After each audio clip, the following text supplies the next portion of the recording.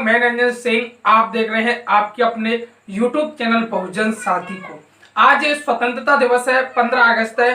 तो 15 अगस्त पर आप सभी दर्शकों को, हमारे सभी सब्सक्राइबरों को, सभी व्यूअरों को 15 अगस्त आपको बता दें बहुत बहुत मुबारकबाद।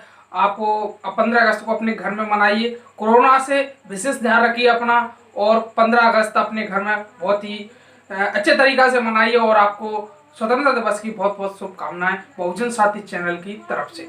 जी हाँ दोस्तों, अब आपको बता दें स्वतंत्रता दिवस पर यानी 15 अगस्त पर बाबा साहब भीमराव अंबेडकर जी के क्या विचार थे। तो मैं आपको बता दूं, जिस प्रकार से देश में आज़ादी जरूर मिली, लेकिन आज़ादी का एहसास बाबा साहब भीमराव अंबेडकर जी ने संविधान बनाकर लोगों को एवं जनता को कराया।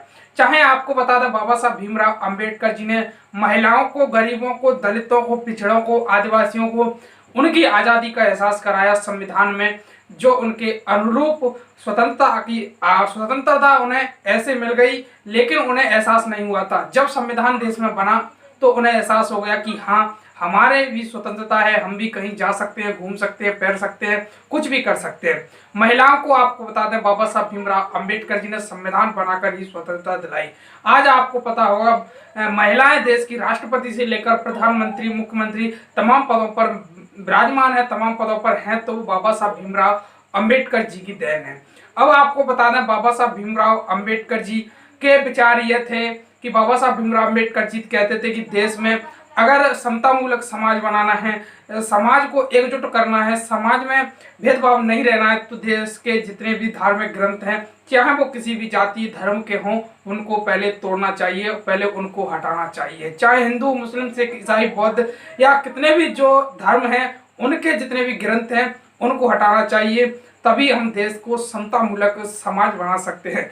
तब तक देश में धार्मिक ग्रंथ रहेंगे, तब तक देश में भेदभाव रहेगा। ये बात बाबा साहब भीमराव अंबेडकर जी ने स्वतंत्रता पर कही थी। और आपको बता दें, बाबा साहब भीमराव अंबेडकर जी ने किसी एक जाति विशेष की लड़ाई नहीं लड़ी, बल्कि उन्होंने गरीब, दलित, मजदूर, किसान, महिलाओं की लड़ाई लड़ी है। उन्होंने लगातार महिलाओं को सम्मान दिलाया, गरीब मजदूर को सम्मान दिलाया। तो बाबा साहब भीमराव अंबेडकर जी की देन है।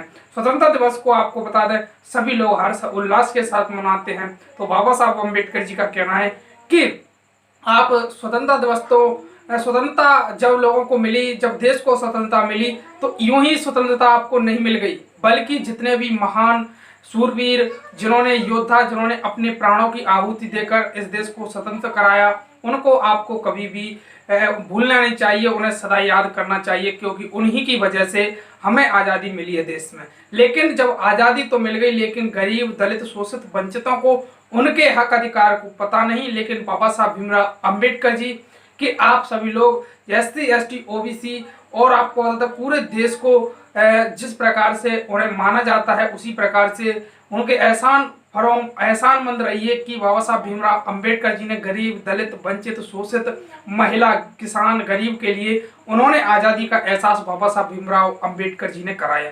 क्योंकि जब देश को आज़ादी मिली थी तो कई लोगों को यह नहीं पता था कि हमें आज़ादी मिल गई है। लेकिन जब संविधान में बाबा साहब भीमराव अंबेडकर जी ने संविधान बनाया और संविधान में अनुरूप गरीब, दलितों के हक अधिकार की बात कही, तो लोगों को संविधान समझ आया और उन्हें अपनी आज़ादी का एहसास हुआ।